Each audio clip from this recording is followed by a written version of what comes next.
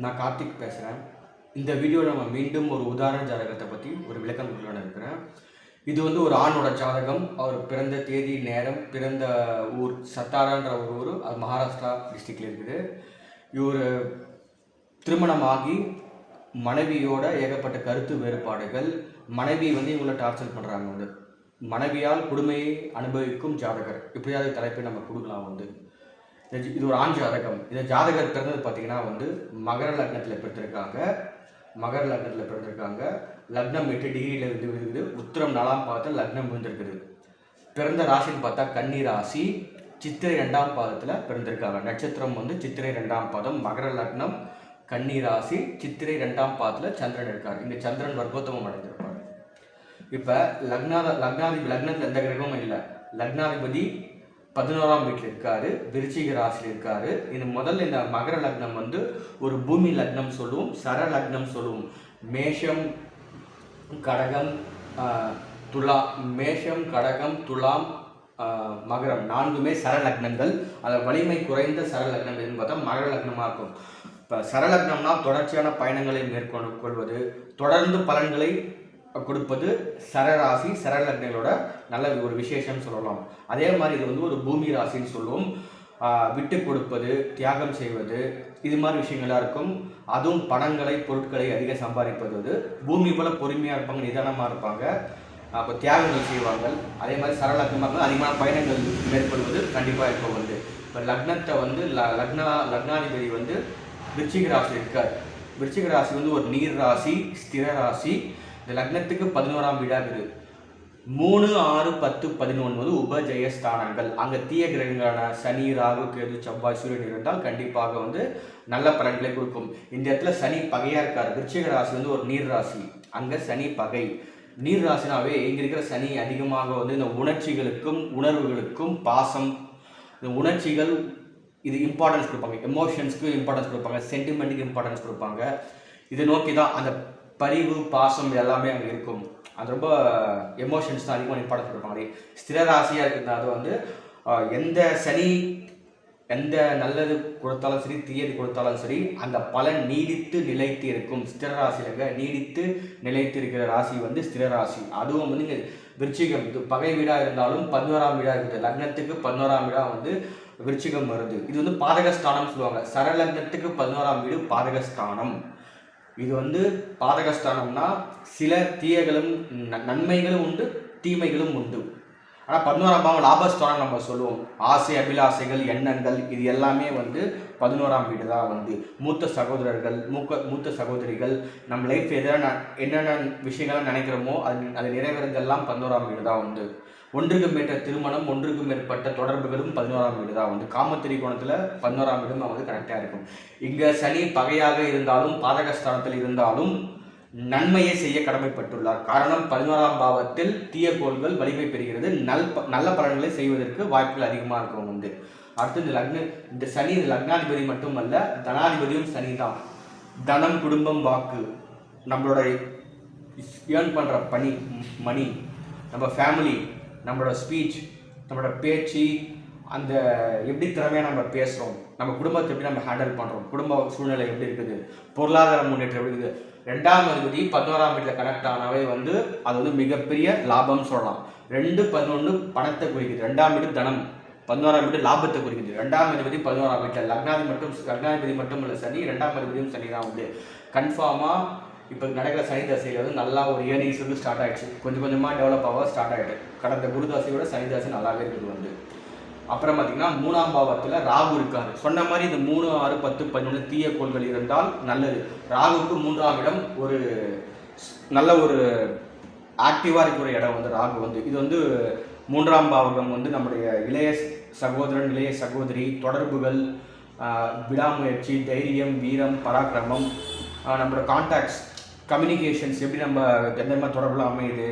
இது வந்து தனுசு ராசியாக இருக்குது. 3ஆம் வீடு வந்து இது வந்து ஒரு உபய ராசி, நீர் ராசி. இங்கே இருக்கிற ராகு வந்து அதுவும் எமோஷனலாக இருக்கும். அதே நேரத்தில் ராகு பார்த்தீங்கன்னா வந்து உபய ராசிங்கிறது தொடர்ச்சியான பலன்களை கொடுக்க மாட்டார். பலன்கள் தொடர்ச்சியாக இருக்கும். டக்குன்னு ஒரு பிரேக் எடுத்து உபய ராசினாவே வந்து சரம் ஸ்திரம் தொடர்ச்சியான பலன்களும், அப்புறம் நீடித்து நிலைத்திருக்கிற பலன்களும், ஆக்டிவாக இருப்பாங்க அப்புறம் இன்ஆக்டிவ் ஆகிடுவாங்க. இது மாதிரி 2 பலன்களையும் கொடுப்பதற்கு ராகு வந்து கரெக்டாக இருக்கார். ராகு வந்து 7 டிகிரியில் இருக்கார். இது சனியோட லக்னாதிபதியோட நட்சத்திரமான உத்திரட்டாதி 2ஆம் பாதத்தில் இருக்கார் வந்து. அப்போது இந்த ராகு 11ஆம் வீட்டோட கரெக்டாக வராரு. 3 ராகு லக்னாதிபதி, அப்போ 3ஆம் வீட்டில் ராகு வந்து 11ஆம் வீட்டை ஏற்கிறாரு, லக்னத்தையும் ஏற்கிறாரு, தனபாவத்தையும் ஏற்கிறாரு. இந்த ராகுவோட பீரியடில் நல்ல ஒரு பணங்கள், நல்ல பிரம்மாண்டமாக வந்து ஏர்ன் பண்ணக்கூடிய விஷயங்கள், பணம் சம்மந்த விஷயங்கள்லாம் இருக்கும். இந்த குடும்ப விஷயத்தில் எப்பவுமே ராகுங்களாம் 2ஆம் பாவத்தில் தொடர்பு போது கொஞ்சம் டிஸ்டர்பன்ஸ் வந்து தான் போகும் வந்து. அப்புறம் இந்த லக்னத்துக்கு 4ஆம் பாவத்தில் குரு இந்த லக்னத்துக்கு 3க்கும் 12க்கும் அதிபதி. 3ஆம் பாவம் வந்து தான் சொன்னாச்சு இளைய சகோதரர்கள், தைரியம், வீரியம்னு. 12ஆம் வந்து அயன சயன போகம் சொல்கிறார். ட்ராவல் பண்ணுறது, தூங்குறது, இது எல்லாமே வந்து 12ஆம் பாவம். அதிகமான தூக்கமும் 12ஆம் பாவம் தான், அதிகமான பயணங்களும் 12ஆம் பாவம் தான், மோட்சமடைவது 12ஆம் பாவம் தான், விரயங்களும் 12ஆம் பாவம் தான், மிகப்பெரிய சொத்து கொடுப்பது 12ஆம் பாவம் தான், மிகப்பெரிய இழப்பை கொடுப்பதும் 12ஆம் பாவம் வந்து. அந்த சனி வந்து 4ஆம் வீட்டில் வக்ரமாக இருக்கார். இந்த இடத்துல குரு இந்த இடத்துல குரு வந்து நட்புன்ற ஒரு நிலையில் இருக்கார் வந்து. 3க்கும் 12க்கும் முடிவர். இந்த லக்னத்துக்கு வந்து அவயோகின்னு சொல்லுவாங்க. இந்த லக்னத்துக்கு வந்து எதிரி கிரகம் சொல்லக்கூடிய குரு வந்து 4ஆம் வீட்டு நட்பு ஸ்தானத்தில் இருக்குது. அப்படி பார்த்தீங்கன்னா வந்து வக்ரமும் இருக்குது. அதனால் வந்து 12ஆம் வீடு நல்லாவே ஆக்டிவேட் ஆகும் வந்து.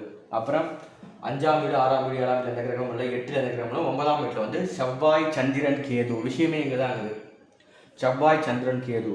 9ஆம் பாவத்தில் செவ்வாயும் சந்திரனுக்கும். செவ்வாய் சந்திரன் சேர்க்கை வந்து சந்திரமங்கல யோகம்னு சொல்லுவாங்க. ஆனால் இந்த சேர்க்கை 16 டிகிரி டிஃப்ரென்ஸ் இருக்குது.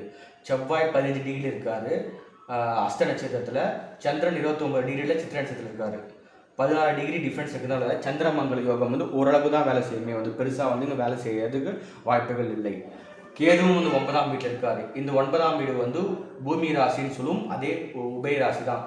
தொடர்ச்சியான பலன்களை கொடுக்க முடியாது. இங்கே இருக்கிறது வந்து பார்த்தீங்கன்னா இந்த செவ்வாய் வந்து 4க்கும் 11க்கும் உடையவர். 4ஆம் பாவகம் என்று சொல்லக்கூடிய தாய் ஸ்தானத்துக்கும் சுகஸ்தானத்துக்கும், வீடு, வண்டி, வாகனம், உயர்கல்வி, இன்வெஸ்ட்மெண்ட், முதலீடுகள், இதெல்லாம் 4ஆம் பாவம் தான். பட்டமும் 4ஆம் பாவம் தான். 11ஆம் பாவம் வந்து நம்ம சொன்ன மாதிரி ஆசை, அபிலாசை, எண்ணங்கள் பூர்த்தி அடைவது. இந்த லக்னத்துக்கு 11ஆம் பாவகம் பாதகஸ்தானம், 11ஆம் அதிபதி பாதகாதிபதி. இங்கே செவ்வாய் வந்து ஒரு நல்ல வீடுக்கு 4, 11 நல்ல வீடுகள் தான் இருந்தாலும் பாதகாதிபதி வரும். நன்மையும் தீமையும் ரெண்டுத்துக்கு கலந்து கொடுக்குற இடத்துல தான் இங்கே செவ்வாய் இருக்கார். இந்த இடத்துல செவ்வாய் வந்து பகைன்ற ஒரு நிலையில் இருக்கார். கன்னியில செவ்வாய் பகை, சந்திரன் நட்புவாக இருக்கார், கேதுவும் நட்புவாக இருக்காங்க வந்து. அப்புறம் 10ஆம் பாவத்தில் புதன், சுக்கிரன், சூரியன். 10ஆம் பாவத்தில் புதன், சுக்கிரன், சூரியன். இங்கே சூரியன் வந்து 8ஆம் அதிபதி 10ஆம் வீட்டில் இருக்கார், திக்பலத்தோடு இருக்கார். சூரியன் நீச்சம் தான் இங்கே. ஆனால் இந்த லக்னத்துக்கு 8ஆம் வீடாக சொல்லக்கூடிய சிம்ம ராசி, அதுக்கு அதிபதியாக சூரியன் வராரு. 10ஆம் வீட்டில் நீச்சமாக இருக்கார். தொழில் ஸ்தானத்தில், கர்மஸ்தானத்தில், ஜீவனஸ்தானத்தில், கர்மபுத்திரன் பிறக்கும் இடம். அதுதான் வந்து ஆண் வாரிசு கூடிய இடம் வந்து 10ஆம் பாவத்தில். எந்த கிரகம் இருந்தாலும் ஆண் வாரிசுக்கான வாய்ப்புகள் அதிகமாக உண்டு. 8ஆம் அதிபதி 10ஆம் வீட்டில் இருக்கார். ஒரு துர்ஸ்தானத்துக்கு அசிங்கம், அவமானம், அது இல்லாமல் ஷட்பலத்தில் சூரியன் ரொம்ப வலிமையாக இருக்கார். இப்போ இழந்த வலிமையை பெறுகிறார்னு அர்த்தம். நீச்சம் அதே இடத்துல திக்பலமாக வந்து ஒரு வலிமை இழந்துட்டு முதல்ல அசிங்கம், அவமானலாம் இருக்கும், பிறகு வந்து வலிமையாக வந்து இருப்பாங்க வந்து. ஆனால் 8ஆம் அதிபதி வலிமை பெறதால் நல்ல விஷயம் என்னன்னு பார்த்தா ஆயில் நல்லா இருக்கும் வந்து.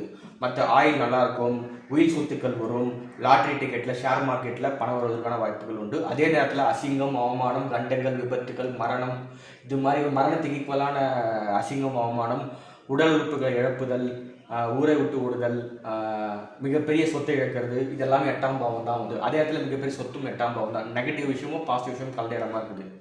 அப்புறம் புதன், இந்த லக்னத்துக்கு 6க்கும் 9க்கும் உடைய புதன் வந்து 10ஆம் வீட்டில் தொழில் சந்தை கனெக்ட் ஆகாது. 6ஆம் பாவம் வந்து இந்த நம்ம நோயை குறிக்கும், எதிரிகளை குறிக்கும், வம்பு வழக்கு, பிரச்சனை, உத்தியோகம், அந்த சேவை மனப்பான்மை, ஜாப்னாவே 6ஆம் வீடு தான். 9ஆம் வீட்டுக்கும் புதன் தான் அதிபதியாகிறார். 9ஆம் வீடு பாக்கியஸ்தானம், தந்தை, அதே மாதிரி நீண்ட தூர பிரயாணம், கோவில் தரிசனம், ஆன்மீகம், இதெல்லாமே வரும். இங்கே சுக்கிரன் 10ஆம் வீட்டில் இருக்கார். சுக்கிரன் வந்து 5க்கும் 10க்கும் உடையவன். சுக்கிரன் 10ஆம் பாவத்தில் இருக்காரு, ஆட்சின்ற ஒரு பலத்தில் இருக்காரு. இப்போ 5க்கும் 10க்கும் சுக்கிரன் வந்து இந்த தொழில், ஜாபு, பிஸ்னஸ்ஸு, இது எல்லாமே நல்லாவே போகும் வந்து. தெய்வ தரிசனம் இருக்கும் அங்கே வந்து. அதே நேரத்தில் இப்போ 10ஆம் அதிபதி 10லேயே வந்து ஆட்சி பெறும்போது வந்து நம்ம மாளவிய யோகம்னு சொல்லுவோம். இப்போ நம்ம என்னென்ன யோகம் இருக்குதுன்னு பார்க்கலாம் வந்து. இப்போ யோகங்கள்னு பார்த்தா வந்து செவ்வாய் சந்திரன் சேர்க்கை நம்ம சந்திரமங்கலம்னு சொல்லிட்டோம். இந்த புதனும் சூரியனும் சேர்க்கை வந்து புத ஆதித்ய யோகம் சொல்லுவாங்க. ஆனால் இந்த புதன் 17 பாகையில் இருக்காரு. புதன் வந்து சுவாதி நட்சத்திரத்தில் இருக்காரு. அதிபதி ராகு 3ஆம் வீட்டில் இருக்காரு.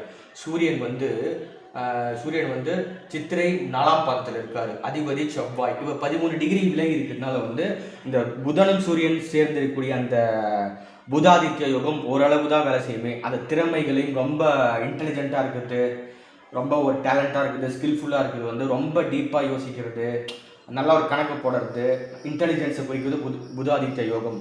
அங்கே வந்து இந்த யோகம் வந்து ஓரளவு தான் வேலை செய்யும். ஏன்னா 13 டிகிரி டிஃப்ரென்ஸ் இருக்கிறதுனால வந்து கொஞ்சமாக தான் வேலை செய்யும். அப்புறம் வந்து இந்த புதனும் சூரியனும் சேர்க்கை தர்ம கர்மாதிபதி யோகம். ஏன்னா 9ஆம் வீடு 9ஆம் அதிபதி புதன், 10ஆம் அதிபதி சுக்கிரன்.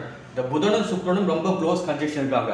தர்ம கர்மாதிபதி யோகம் இந்த ஜாதகத்தில் புதனும் சுக்கிரனும் சேர்க்கையால் வந்து தர்ம கர்மாதிபதி யோகம் சொல்லுவோம். வந்து அதாவது அவங்க செய்கிற தொழில் மூலிமா வந்து உலகத்துக்கு யாருன்னு அவங்க தெரியும். அவங்க செய்யக்கூடிய வேலை மூலிமா அந்த உலகத்துக்கு அவங்க யாருன்னு தெரியும். நல்ல ஒரு லைம் லைட்டில் புகழ் அந்தஸ்தில் இருப்பாங்க. இந்த சேவையை அவங்களுக்கு மட்டும் அவங்க செஞ்சுக்க மாட்டாங்க. அவங்கள சுற்றி இருக்கிற சமுதாயம், உறவினர்கள், நண்பர்களுக்கும் செய்யக்கூடியதுதான் இந்த தர்ம கர்மாதி யோகம். 9ஆம் அதிபதி புதன், 10ஆம் அதிபதி சுக்கிரன் 2 பேரும் சேர்ந்து தர்ம கர்மாதிபதி யோகம் இருக்கிறது.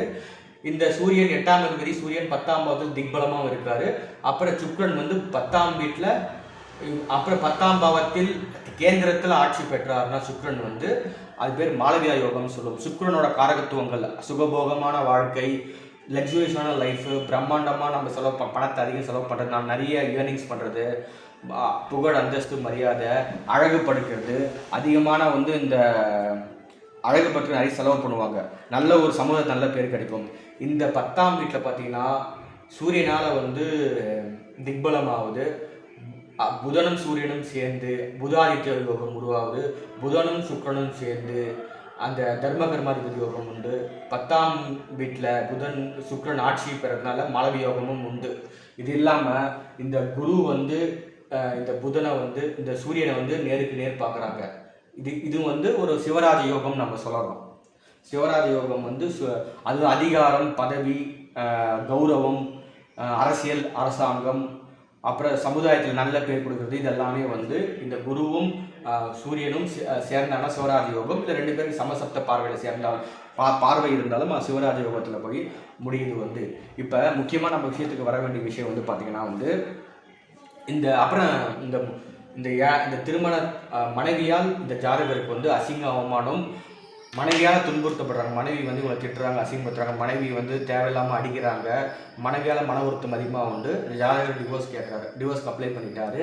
ஆனால் மனைவி டார்ச்சர் பண்ணுறாங்க. அதுக்கு நம்ம காரணம் பார்க்கலாம். லக்னத்துக்கு 7ஆம் பாவமாக வந்து கடகராசி வரும். 7ஆம் வீடு தான் கணவன் மனைவியை குறிக்கக்கூடிய 7ஆம் வீடு. அந்த வீட்டுக்கு அதிபதி சந்திரன் கன்னி ராசியில் நட்பு ராசியில் தான் இருக்காரு. அப்படி இருந்தும் ஏன் பிரச்சனை ஆகிடுதுன்னு பார்த்தீங்கன்னா வந்து இந்த சந்திரன் வந்து அமாவாசை சந்திரனாக இருக்கார் வந்து. இப்போ நம்ம வளர்பிறை சந்திரனாக இருந்தால் சுபர்னு சொல்லுவோம். இந்த தேய்பிறை சந்திரன், அமாவாசை சந்திரனா அது பாவ கிரகத்து லிஸ்ட்டில் வந்துடுறாரு வந்து. இங்கே பௌர்ணமி சந்திரன், அந்த வளர்பிறை சந்திரன் எல்லாமே சுபகிரகம் என்ற லிஸ்ட்டில் வந்துடுவார் அவர். இந்த அமாவாசை சந்திரன், தேய்பிறை சந்திரன்னா பாவியாக வருவார். இந்த 7ஆம் அதிபதி 9ஆம் வீட்டில் இருக்கார். இது ஒரு பாக்கியஸ்தானம் தான், மனைவியால் பாக்கியங்கள் உண்டுன்னு சொல்லலாம். ஆனால் இங்கே வந்து அமாவாசை திதியில் பிறந்ததுனால வந்து பிறந்த டேட்டை போய் செக் பண்ணி பார்த்தீங்கன்னா அது அமாவாசை திதியாக இருக்கும் வந்து. அமாவாசை அப்போ தான் ஆரம்பிச்சிருக்குது, அந்த நேரத்தில் இவர் பிறந்திருக்காரு. அது இல்லாமல் 29 டிகிரியில் இருக்கிற சந்திரன் வந்து சித்திரை 2ஆம் பாதத்தில் இருக்கார், வர்க்கோத்தமம் அடைந்திருக்கார். சித்திரை 2ஆம் பாதம் வந்து செவ்வாயோட நட்சத்திரம். இந்த செவ்வாய் யாருன்னு பார்த்தா இந்த லக்னத்துக்கு வந்து 4க்கும் 11க்கும் உடையவர் செவ்வாய். பாதகாதிபதியாக வர செவ்வாய் வந்து லாபமும் செவ்வாய் தான் கொடுக்கணும், பாதகமும் செவ்வாய் தான் கொடுக்கணும். அதனால் வந்து இங்கே சந்திரன் வந்து அமாவாசை சந்திரனாக பிறந்து அதே நேரத்தில் வந்து வர்க்கோத்தமம் அடைந்திருக்கிறார். பாவி, இந்த 7ஆம் அதிபதி பாவியாக இருக்கார் வந்து. இங்கே சுபர் கிடையாது, பாவியாக இருக்கார், வர்க்கோத்தமம் அடைந்திருக்காரு. இந்த பாதகாதிபதியோட நட்சத்திர சாரத்திலே இருக்கார் வந்து. இப்போ சந்திரன் என்ன இருக்காரு, இப்போ மனைவி ஸ்தானம் வந்து கெட்டு போயிருக்குது. அதனால இவர் மனைவி மூலிமா ஏகப்பட்ட தொந்தரவுகள், அசிங்கம், அவமானம், மனைவி இவங்க டார்ச்சர் பண்ணுறாங்க, அடிக்கிறாங்க கூட சொன்னார். காரணம் 7ஆம் அதிபதி 9ஆம் வீட்டில் இருந்து நட்பு ஸ்தானத்தில் இருக்கார். இருந்தாலும் இது அமாவாசை சந்திரன், அதே நேரத்தில் வர்க்கோத்தமம் அடைந்திருக்காரு. அதே நேரத்தில் இந்த பாதகாதிபதி என்று சொல்லக்கூடிய செவ்வாய் நட்சத்திர சாரத்தில் இருக்காரு. இதனால் வந்து இவரோட திருமண வாழ்க்கை அந்த 7ஆம் பாவம் கெட்டு போயிருக்குது. கரெக்டுங்களா? எப்பவுமே 7ஆம் அதிபதி கெட்டு போகக்கூடாது, இல்லைன்னா 7ஆம் பாவத்தில் தீய கோள்கள் இருக்கக்கூடாது. இங்கே 7ஆம் அதிபதி 7ஆம் பாவத்தில் எந்த கிரகமும் இல்லை. ஆனால் இந்த 7ஆம் அதிபதி வந்து பாக்கியஸ்தானத்தில் நட்பு ஸ்தானத்தில் இருந்தாலும் அது அமாவாசை சந்திரன், அது பாவகிரகமாக இருக்காரு. அதோட சேர்த்து இந்த செவ்வாய் என்ற இந்த லக்னத்துக்கு அவயோகி என்று சொல்லக்கூடிய செவ்வாய், அதே மாதிரி பாதகாதிபதி என்று சொல்லக்கூடிய செவ்வாய் நட்சத்திர சாரத்தில் இருக்காரு. இதால் வந்து மிகப்பெரிய பிரச்சனையை வந்து ஜாதகருக்கு ஏற்படுங்க. மற்றபடி பார்த்தீங்கன்னா இந்த பார்வை பலன்களை பார்த்தீங்கன்னா சனியோட 3ஆம் பார்வை லக்னத்தில் இருக்குது, 5ஆம் பார்வை சனியோட 7ஆம் பார்வை 5ஆம் வீட்டில் இருக்குது, சனியோட 10ஆம் பார்வை 8ஆம் வீட்டில் இருக்குது. சனியோட பார்வைப்பட்ட இடங்களை நம்ம நெகட்டிவ்னு சொல்லுவோம். ஆனால் லக்னாதிபதியாக சனி இருந்து பார்க்கும்போது நிறைய பாசிட்டிவான விஷயங்கள்லாம் கிரியேட் பண்ணுவார். லக்னத்தை வலுப்படுத்துவார், 5ஆம் வீட்டை வலுப்படுத்துவார், 8ஆம் வீட்டை வலுப்படுத்துவார். வந்து இது மாதிரி விட்டாங்க. முக்கியமாக இந்த ஜாதகர் வந்து சந்திரன் பார்க்க தலைநிலைமையில் தான் இருக்குது மேலோட்டமாக பார்த்தா. ஆனால் அது அமாவாசை சந்திரனாகி வர்க்கோத்தம அமாவாசை சந்திரனா வேணாது. சந்திரன்னா மனோகாரகன், மனசு சிந்தனை உடல்ல சந்திரன் தான் வந்து ஒரு நிலையற்ற மனநிலை இருக்கும், கருத்து வேறுபாடுகள் அதிகம் வரும் கணவன் மனைக்குடைய, அது இஷ்டத்துக்கு வருது. கூடவே இந்த செவ்வாயோட சாரத்தில் இருக்கிறதுனால வந்து என்னன்னா செவ்வாய்னா அடிதடி, இந்த ரத்த கிளறி அடிதடி வெட்டு குத்து ஆக்ரோஷமாகவது, முரட்டுத்தனம் பண்ணுறது, சண்டைக்கு நிற்பது, ஆர்கியூமெண்ட் போய் முட்டிக்கின்னு அடிதடி விடுறது எல்லாமே முக்கியமாக செவ்வாய் நட்சத்திர சாரத்தில் இருக்கிறதுனால வந்து இங்கே சந்திரமங்கலம் பெருசாக எதுவும் வேலை செய்யலை. அந்த பாதகாதிபதி செவ்வாய் இங்கே மனோகரகன். இப்போ சந்திரனும் செவ்வாய் சேர்ந்தனா வந்து சந்திரன் வந்து ஒரு அமைதியான கிரகம், மைண்டை கண்ட்ரோல் பண்ணுறவர். செவ்வாய் வந்து ஒரு பொறுமை இல்லாதவர், கோபக்காரர், மன சஞ்சலங்கள் நிறைய ஏற்படும், நிலையற்ற இதுவாக கோபம் வந்துனே இருப்பேன். கொஞ்ச நேரம் வந்து அவங்க என்ன சொல்கிறது கொஞ்சம் காமாக இருப்பாங்க, டக்குன்னு கோபமும் வந்துடும். இங்கே அதிகமாக காமாக இருக்க வாய்ப்பு இல்லை. காரணம் இது பாவகிரகம், இது அமாவாசை சந்திரனாக இருக்கிறதுனால வந்து நிலையற்ற சிந்தனைகள், மனசு வந்து ஒரு நிலையாகவே இருக்காது. அதோட அந்த செவ்வாயின்ற நட்சத்திர சாரத்தில் இருந்ததுனால என்ன ஆகுனா வந்து என்ன அடிதடி இதுதான் நடக்குது வந்து ஹஸ்பண்ட் ஒய்ஃப்குள்ள. அதனால தான் மனைவி தான் இவங்க ஹஸ்பண்டை டார்ச்சர் படுத்துகிறாங்க. வந்து ஹஸ்பண்ட் வந்து எந்த பெருசாக அதை தொந்தரவு கொடுக்கல, மனைவி இந்த மனைவியால் துன்புறுத்தப்படும் கணவன். இதுதான் சரியான தலைப்பாக இருக்க இந்த வீடியோவாக. சரி நண்பர்களே, இந்த வீடியோ பார்க்குறதுக்கு பிடிக்குன்னு நான் நினைக்கிறேன். அடுத்த வீடியோவில் வேறு ஒரு தலைப்பை பற்றி பேசுகிறேன். நன்றி.